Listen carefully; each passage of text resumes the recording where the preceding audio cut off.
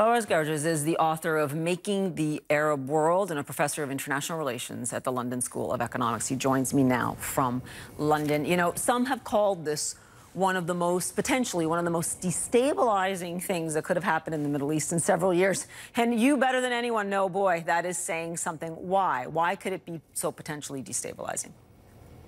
First of all, I mean, really, to summarize President Trump's decision, he basically threw the Kurds under the bus.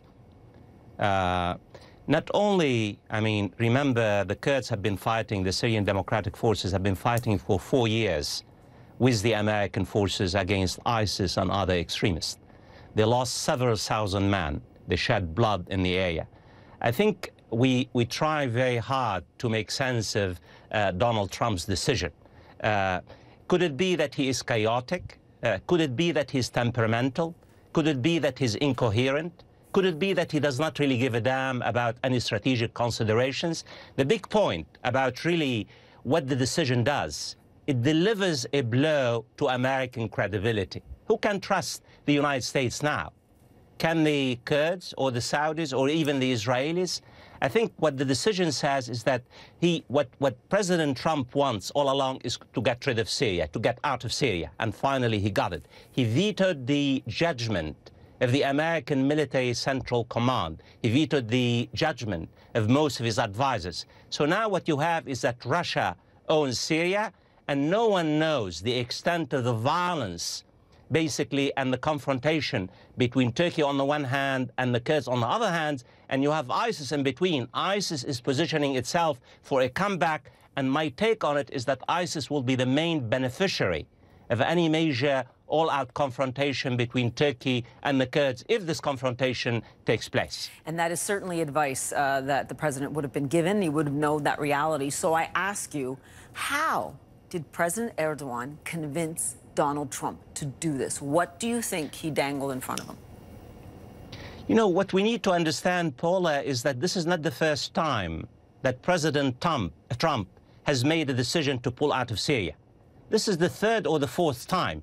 He's been aching to pull out of Syria because he has promised his political base in the United States, not just in Syria, but in Syria, in Afghanistan, and other places. My take on it is that President Trump now believes that President Erdogan is his friend, quote unquote. So this is really a personalized foreign policy.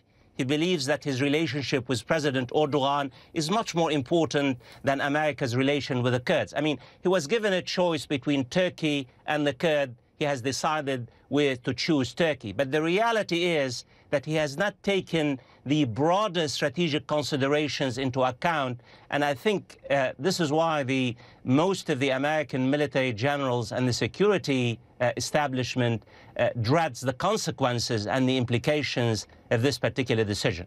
Mm-hmm. You know, Fawaz, in Iraq, the army is also admitting that it used excessive force and clashes with demonstrators who are protesting over the state of the economy and corruption. The interior minister says 104 people have been killed and 6,000 have been injured since the Iraqis began taking to the streets. You know, the outpouring there has been, in fact, something to see, because in a short span of days, you have really seen that anger come to the streets at great risk, as we have seen, to those young people going to the streets. What's at work there? But what I really want to know from you is if you believe this will go in any different direction, right, than it did in Egypt, than it did in Tunisia, than it did in Algeria, than it did in Sudan. Well, you know, what we are seeing is that a new wave of protest in Iraq, in Algeria, in Sudan, even in Egypt. And the reason why, it's about the desperate conditions of young men and women. Just to give you an idea, I know we don't have the time, about Iraq. Steep decline in the living conditions of millions of Iraqis. Unemployment among young men and women is over 30%. Lack of basic services, basically clean water and electricity, systemic corruption. My take on it that this is a systemic crisis. And it will take a systemic solution, and it will take many years to undo the damage. I think the challenge facing the Iraqi Prime Minister, even though he really, basically, he did not create this particular crisis, he owns it now because he's at the helm. You need to diversify the economy. It's based mainly on oil. You need to invest in basically productive sectors, and you need to fight corruption. You need to fight corruption.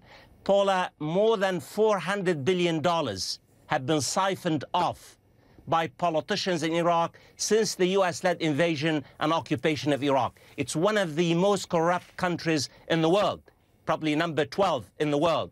And so no wonder why Iraqis are desperate. They are willing to die in order to make a statement and make their voices heard. I don't believe we are seeing another Arab Spring uprising, but basically what we're seeing, the return of agency.